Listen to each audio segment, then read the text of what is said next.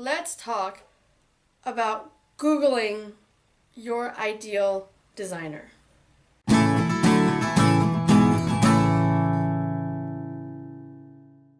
Hey, this is Rama from Creation Landscape Designs on the Orphelia Landscapes blog. I make videos about drought-tolerant landscapes, sustainability, California native plants, and anything and everything in between. So if you'd like to get more of that content in your feed, then hit the red subscribe button. I'm also a residential landscape designer, so if you do need landscape design services, I will have a link to my business website somewhere in the description of the video. So let's say, for example, you've got a garden and you're thinking about redoing the garden. And you've decided that you don't have time to think about how to design your garden, you don't have time to plan it, you just simply don't have time. And you have the budget to hire a professional designer and a contractor to install it for you. Now, you go to your local nursery, say you go to Tree of Life Nursery, Plant Depot, or any other local nursery, and you grab a bunch of business cards, and you're like, okay, well, I have all these cards, who do I call? Before you make any phone calls or schedule any appointments, or even if it's somebody that was referred to you by somebody else, I would thoroughly Google search that ideal business and look at their social media. What are they posting? Are they posting images or videos of projects that they've done? Look at those pictures, look at those videos and images and whatever that they've posted. And do those, in terms of their style, even remotely relate to what you're looking for? And look at their social media presence in terms of consistency, in terms of the look, in terms of their voice on social media. You know, if their voice, their attitude, their personality, their overall look on social media doesn't appeal to you, then you don't have to call that person, and you've just saved yourself time from scheduling an appointment with someone that you will soon realize may not be the right fit for you.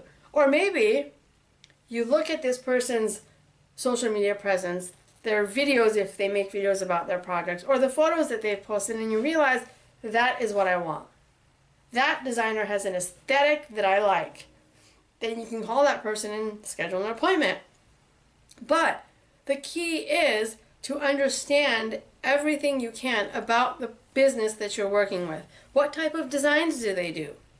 I know in my business, if somebody wants to have a completely tropical design, they are never going to call me.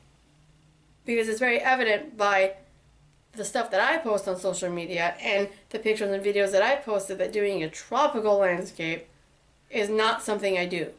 So that person, having gone through my social media presence, whomever, realizing I don't do that type of design, is not going to waste time calling me, not going to waste their time or mine. So it's always, always, always beneficial to have an understanding of what it is your designer does. The ideal designer that you're thinking of hiring, what it is that they do, what type of designs do they do. Once you have all that about the various businesses that you've encountered, the various businesses you've Googled or business cards that you've been given and grabbed, then you can weed it out and say, okay, yeah, these two businesses, I'm not feeling it. Oh, okay, there's these three. I can interview these three. And I would suggest, if you're going to interview a designer, that you at least meet with more than one. Just, you know, it may or may not cost you anything to meet with a designer. Some designers charge to come out, some don't. But at least when you meet with more than one designer, you can kind of see how the process works.